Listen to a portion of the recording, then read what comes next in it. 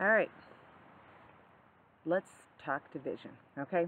So I told you every time when we were counting by numbers that once you learned how to count by the number, you'd know how to multiply by that number and divide. And I kept saying, we'll talk about that later. Well, now it's later, or later is now, or something like that.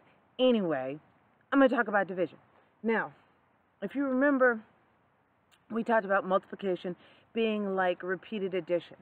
And I don't know if you've ever noticed, like here is an addition sign. Can you see that? An addition sign. And here's a multiplication sign. They look really similar, right? It's almost like you just kind of rotated a little bit.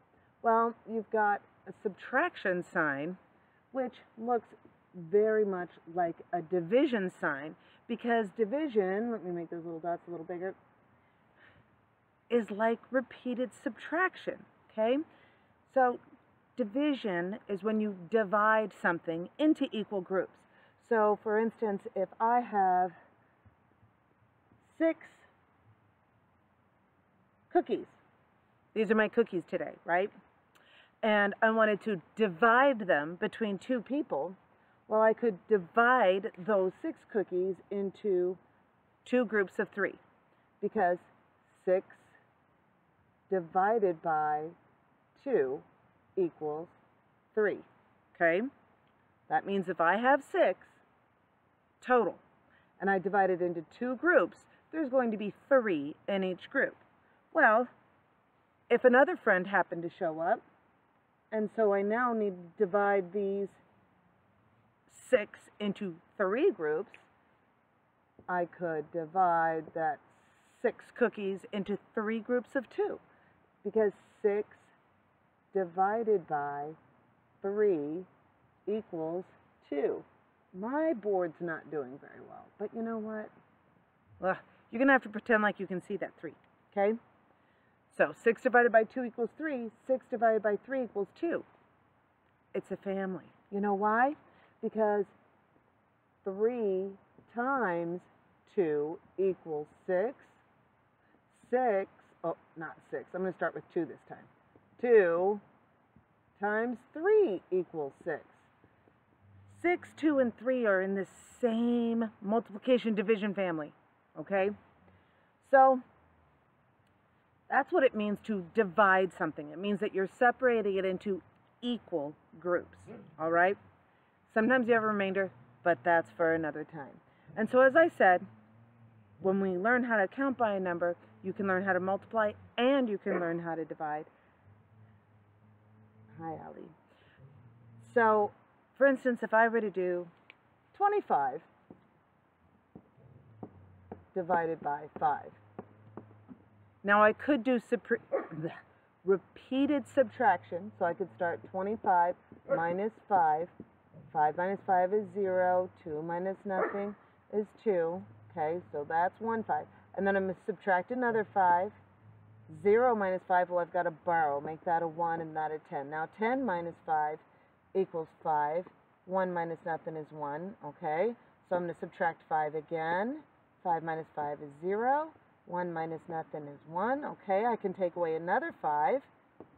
10 minus 5 is 5. I can take away another 5, and then I end up with 0.